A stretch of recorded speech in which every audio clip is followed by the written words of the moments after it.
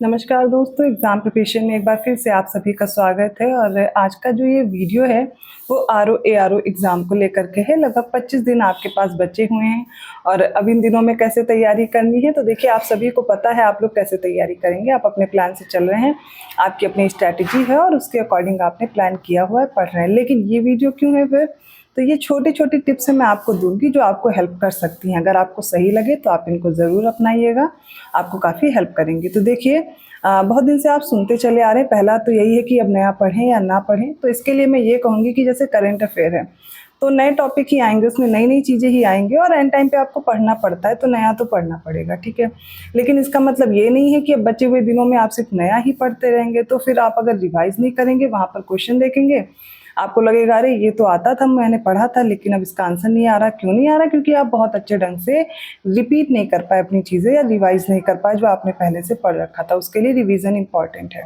आप सभी ने अपना पूरा दिन प्लान कर रखा होगा, क्योंकि अब एग्ज़ाम टाइम पास आता जा रहा है। तो किसी ने 7-8 घंटे प्लान किए, किसी ने 6 घंटे, किसी ने 5 घंटे।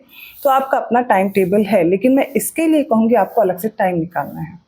जो आपने टाइम दिया है अपनी पढ़ाई को, उसके अलावा 1-2 घंटे आपको और देने पड़ेंगे। अगर आप करंट अफेयर एंड टाइम पे पढ़ रहे हैं, तो उसके लिए आपने कोई मैगज़ीन ली है या आपने एससीएस का कोर्स ज्वाइन किया है या अदर कोई कोर्स ज्वाइन किया है, वो आप पे डिपेंड है आपने क्या ले रखा है। लेकिन करंट अफेयर या कुछ नया पढ़ना है, तो उसके लिए आपको अलग टाइम देना पड़ेगा। बाकी आप जैसे पढ़ रहे हैं, पढ़ते रहेंगे, लेकिन उसमें भी अब क्या करना है, अगर मान लीजिए कोई टॉपिक आपने नहीं पढ़ा, आपसे छूट गया है, तो नया है, उसको पढ़ना पड़ेगा। अब उसमें क्या-क्या टॉपिक है वो आपको अभी नहीं याद आ रहे, याद कैसे आएँगे?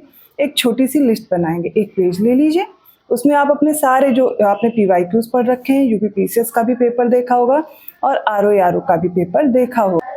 तो आपको करना क्या है, आप उस पेज में वो इम्पॉर्टेंट टॉपिक्स लिखेंगे। जैसे मिसलेनियस टॉपिक्स में क्या-क्या आते हैं, तो आप यूपी बजट हो गया और इसके अलावा यूनियन बजट हो गया, आईएसएफआर रिपोर्ट दोनों की, यूपी की हो या इंडिया की हो, वो तैयार करनी है।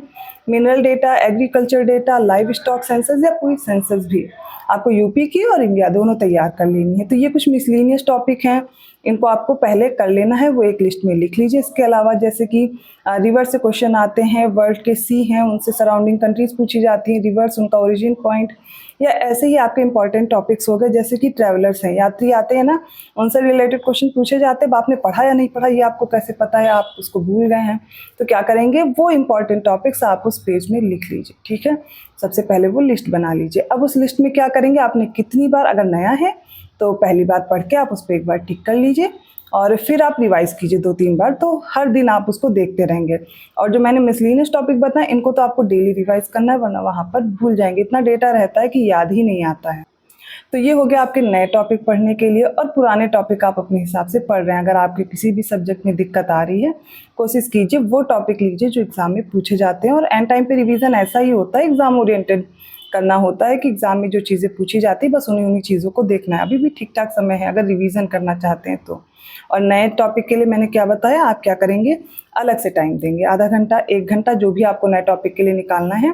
लेकिन ये आपसे 5 से 10 दिन करेंगे, उसके बाद आपको नया नहीं पढ़ना रहेगा। जो आपने टॉपिक लिखा है वो सारे 5-10 दिन में पूरे हो जाएंगे, ठीक है।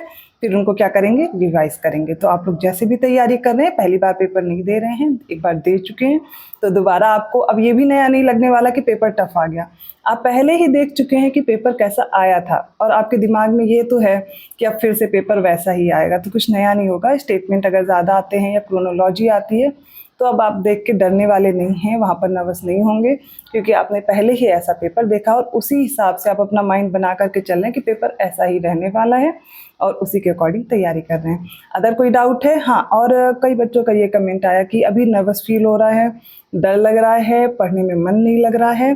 तो देखिए, आप पढ़ रहे हैं इसलिए डर लग रहा है, डर सबको ही लग रहा है, लेकिन ऐसा नहीं होना चाहिए कि आपका उस स्ट्रेस में पूरा दिन बर्बाद हो जाए। मतलब कि आपने 1-2 घंटे अपने बर्बाद कर लिए टेंशन में ही कि अरे मुझसे कुछ याद नहीं हो रहा, कुछ याद नहीं आ रहा है, या एग्ज़ाम पास आ गया, आप क्या करें। तो इस चक्कर में आपका पूरा दिन या समय बर्बाद नहीं होना चाहिए। सभी जो पढ़ रहे हैं उन सभी को ऐसा फील होता है एग्ज़ाम टाइम, और ये मुझे भी होता है, हर किसी को होता है, क्योंकि जब एग्ज़ाम पास में आता है तो आप कितना भी पढ़ने में अच्छे हो, कितना भी अच्छे से आपका प्रिपेयर हो, सबको ऐसा फील होता है, लेकिन उसकी वजह से आपका समय बर्बाद नहीं होना चाहिए। तो अच्छे से रिवाइज़ कीजिए। लिस्ट वाला मैंने बताया, आपको लिस्ट प्रिपेयर कर लेनी, नया पढ़ना है या करेंट पढ़नी है तो टॉपिक में आप उसको डिवाइड कर लीजिए और वो टॉपिक धीरे धीरे प्रिपेयर कर लेने हैं। अगर कोई डाउट है आप कमेंट करके पूछिएगा, मैं उसका आंसर अगले वीडियो में दे दूँगी। धन्यवाद।